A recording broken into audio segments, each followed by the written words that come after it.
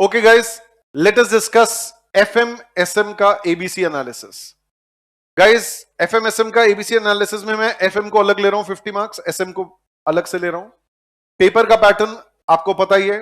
15 mark का MCQ आता है, 35 मार्क्स का डिस्क्रिप्टिव आता है और FM का पूरा प्रैक्टिकल कर सकते हो क्योंकि जो 15 मार्क्स MCQ आता है वो पूरा प्रैक्टिकल आ रहा है और जो पूरा आपका 35 मार्क्स आ रहा है वो भी आपका पूरा का पूरा प्रैक्टिकल आप कर सकते हो. हाँ, लास्ट 10 मार्क्स का थियरी क्वेश्चन है जो कि आप चाहो तो उसको चॉइस में निकाल सकते हो. तो डिस्क्रिप्टिव के जो क्वेश्चन है, 15 मार्क का क्वेश्चन आता है जिसमें 5-5 मार्क के 3 पार्ट्स होते हैं.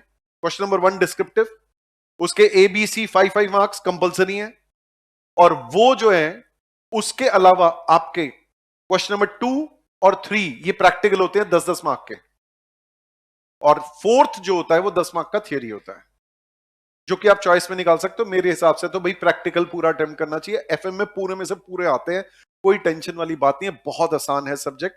नाउ कैटेगरी एबीसी एनालिसिस को हम लोग डिस्कस कर रहे हैं. देखो, एफएम में मैंने सिर्फ 2 कैटेगरी डाली है, सी है ही नहीं. कोई ऐसा चैप्टर है ही नहीं कि मैं कहूं यार 5 अटेम्प्ट आउट ऑफ 10 आया हुआ है, उससे कम आया हुआ है. नहीं भाई, या तो 10 on 10 आया है, नहीं तो 8 on 10 आया है. तो कैटेगरी ए और बी ही है, सी कोई नहीं है इसमें. तो लाओ यार गाइस, कैटेगरी ए के चैप्टर्स हैं आपके कौन कौन से. नंबर 1 है लीवरेजेस.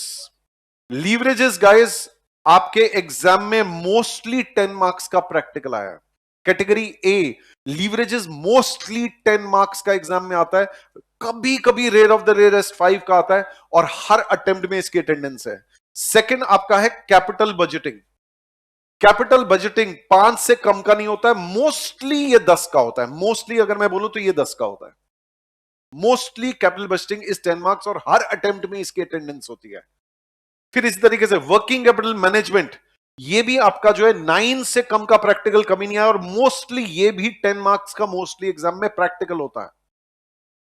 और last but not the least is financial statement analysis या रेशियो एनालिसिस. ये मोस्टली 5 मार्क का एग्जाम में होता है. तो प्लीज फिर से बोल दूं, अगर मैं 10 अटेम्प्ट की बात करूं लीवरेजेस का, तो 3 अटेम्प्ट्स में 5 का आया होगा, 7 में 10 का आया होगा, तो mostly 10.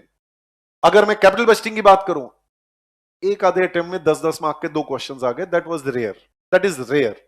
Out of 15 attempts 1 attempt had 2 questions of 10 marks. That was rare.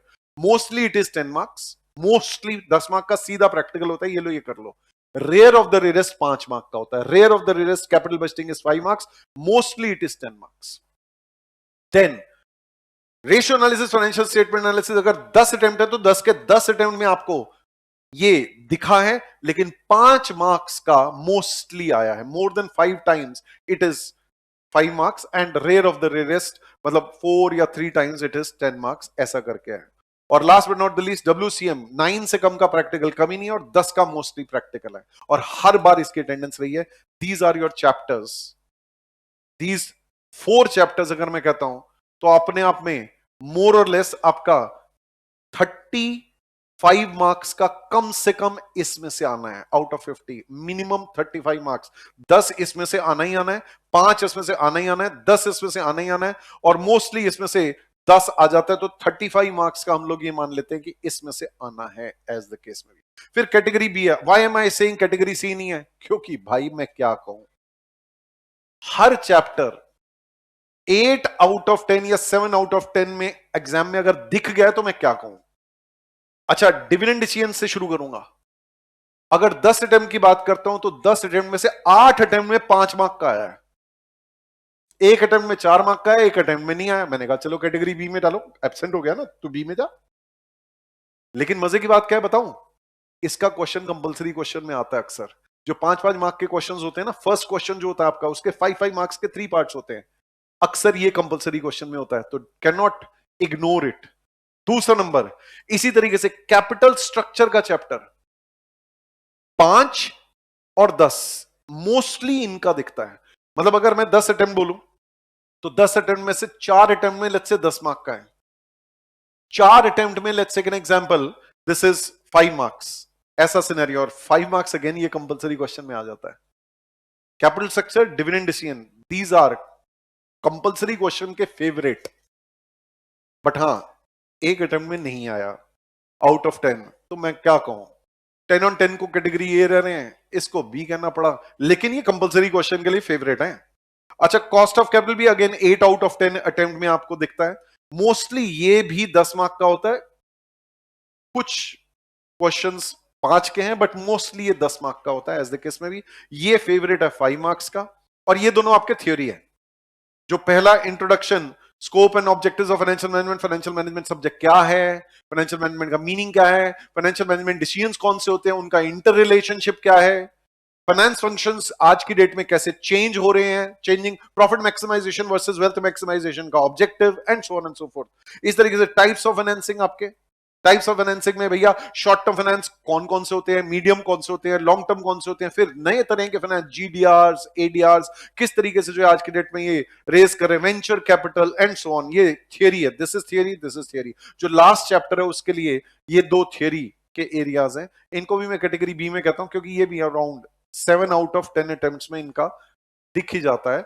Last question में कुछ ना कुछ पार्ट होता ही होता है। 2 मार्क से कम का नहीं आया, 4 से ज्यादा नहीं आया, 2 से कम नहीं आया, 6 से ज्यादा नहीं आया। लास्ट क्वेश्चन थ्योरी जो होता है उसमें ही अक्सर चला हुआ होता है।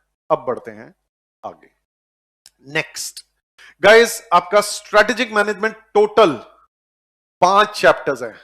मजे की बात क्या है, आईसीआई ने तो बोला हुआ भैया 10-10 मार्क के सारे हैं, पर मैंने पेपर के पैटर्न को देखा है तो 8 से कम का नहीं आता, 12 से ज्यादा का नहीं आता। 8 to 12, 8 to 12, 8 to 12, 8 to 12 सारे के सारे। तो आप अगर कहें सर जी कोई छोड़ सकते, भैया छोड़ना तो कुछ नहीं है।